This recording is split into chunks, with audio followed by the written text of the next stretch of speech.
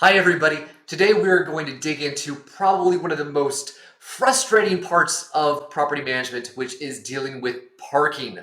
My goodness, it wasn't fun back when I was working on site, and now it seems to have gotten even worse. A lot of the newer properties having even less parking. So I have asked Melanie Verret, who is the director of real estate at Greystar, to jump in here and share what she is doing with her properties on the subject of parking.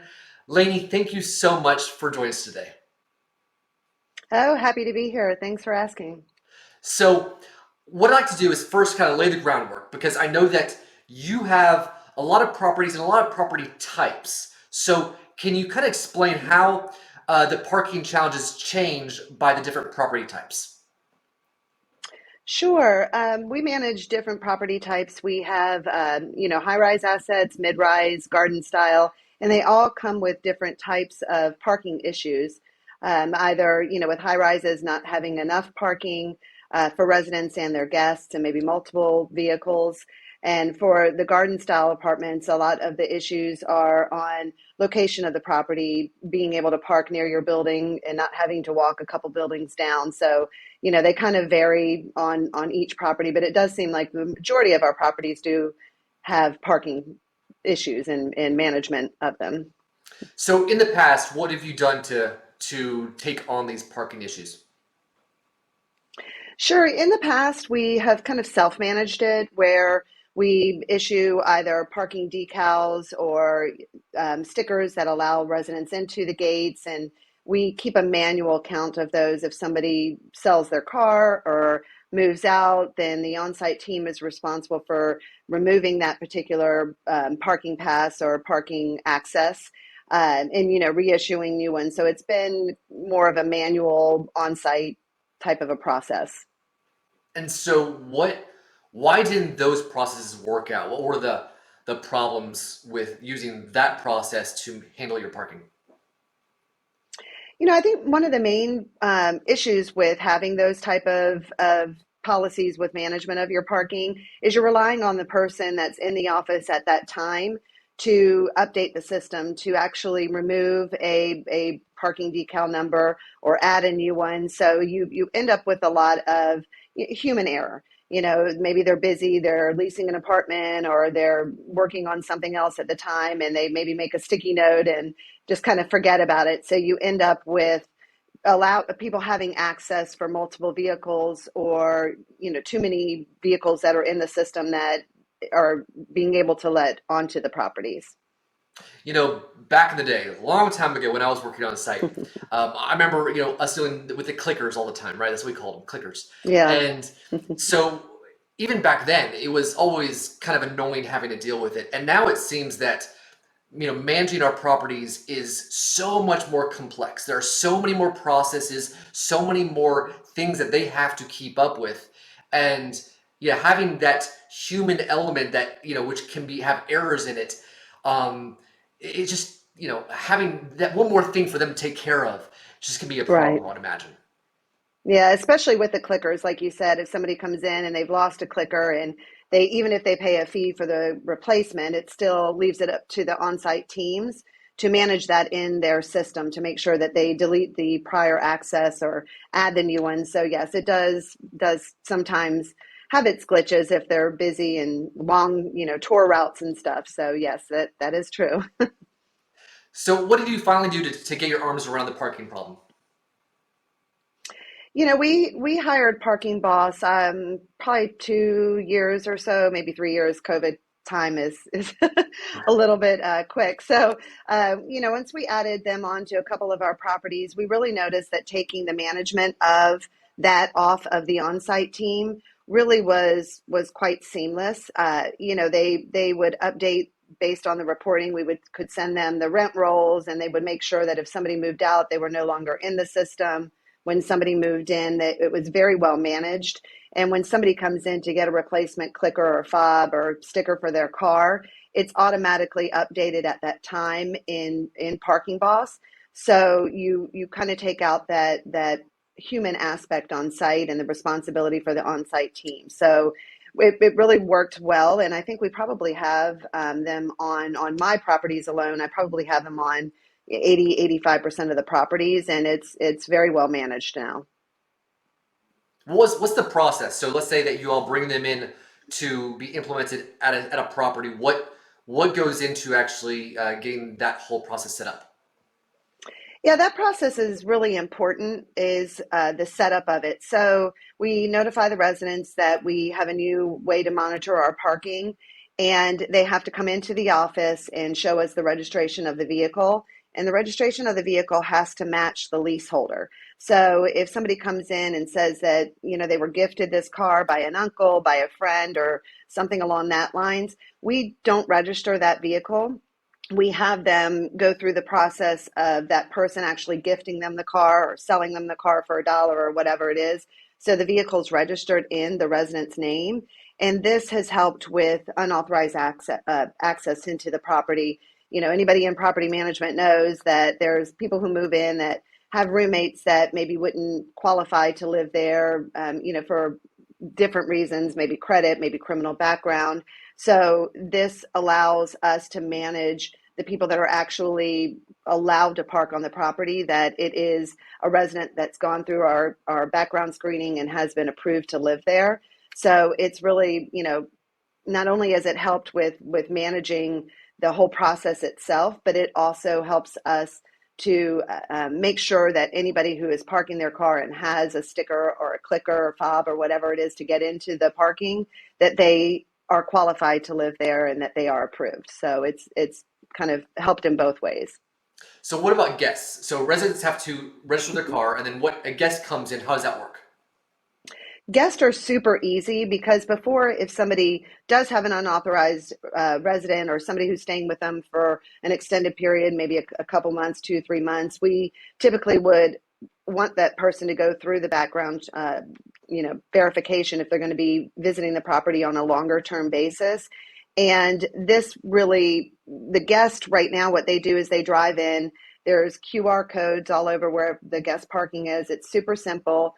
They scan from their phones, they enter in the resident's information. The resident gives them their particular code that's registered to their apartment, and they can park their car. So every community is a little bit different. Some have unlimited guest parking. Some have, 70 hours in a month. Some have 30 hours in a month, depending on the volume and of their guest parking and how many they can actually have on the property. So again, it's super simple. They scan it, they enter in their information, and that's fed into Parking Boss. So it's in their system. They know that this car is registered to be parked here. They get a notification either via text or email. Then they get another notification that their guest parking is about to expire. No, if it expires, then they're liable to get either ticketed or booted or towed, depending on what policy the property has set up with the Parking Boss system. And so do they have a separate arrangement with another company to come in and have, tow trucks come in and to kind of monitor the parking, or is the on-site team also responsible for kind of reviewing that as well? No, they work with several different tow companies. We work in Palm Beach County, Broward, and Miami-Dade. So they've got several different tow companies that they recommend that use their system. So they'll have their tablets when they come out to drive around the property. They can spot, if they see a sticker, they can quickly look up, scan the sticker, see that this is the tag that's registered to it. They can pull up a report for the guest parking, and they can see that there's 5 vehicles that are registered and have paid, and it gives them the detail of those. So it's very simple. It completely takes it out of management's hands. And the timing that the tow companies can come into the property really is based on the needs of the community. You can have a community that only wants them to come in, maybe once in the overnight hours, where you have other communities where they want them to come in and drive their garages several times during the day. And they're random times. It's not, a given set one, so it's easy to kind of go around the system. So at the end of the day, with this series, we want to establish kind of what are some challenges that property management companies are having. What have they taken to alleviate those challenges, and then what are some tangible results? So you had mentioned the reducing unauthorized occupants, which I think is Mhm. fascinating. First of all, it's like it's essentially interesting way to identify who shouldn't be there on an ongoing basis. What are some of the, how would you summarize the tangible results of having a system like this? It really it's helped out a lot. Again, it starts with the initial process of registering the vehicles.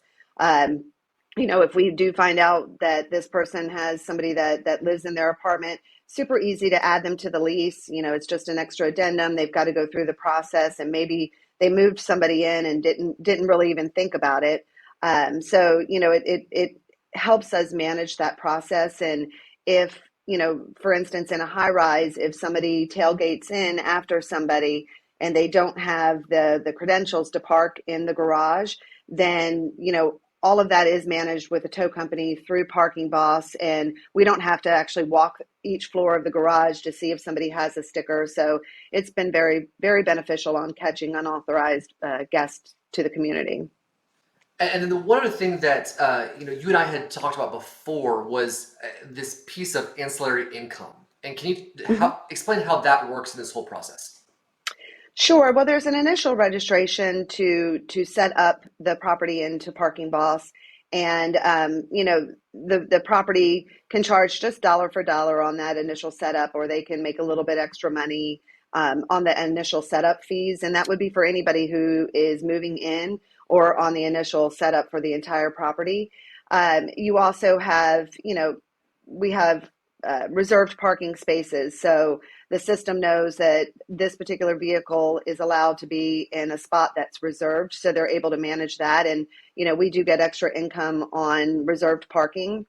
um, some properties with limited parking, you get one complimentary car, and any additional cars you have to pay for. So it allows us to make sure that we are charging for those additional spots.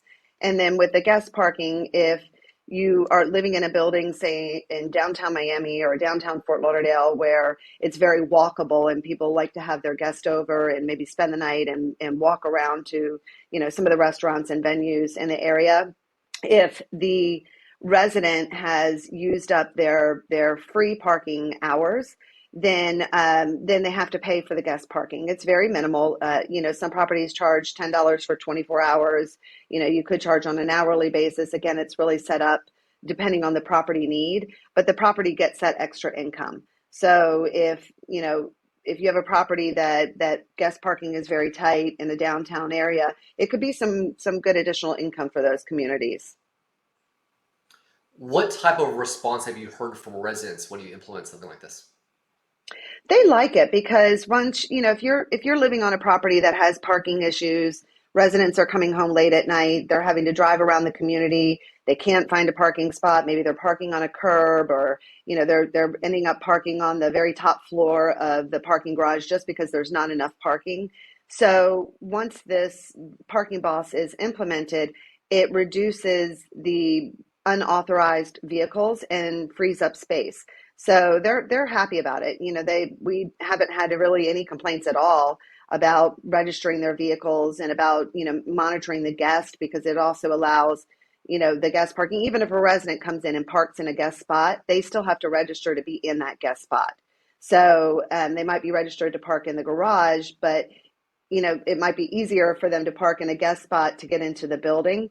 So they'd have to register there too. And I think that it it helps regulate everything and make parking a lot easier for our paying residents. Awesome.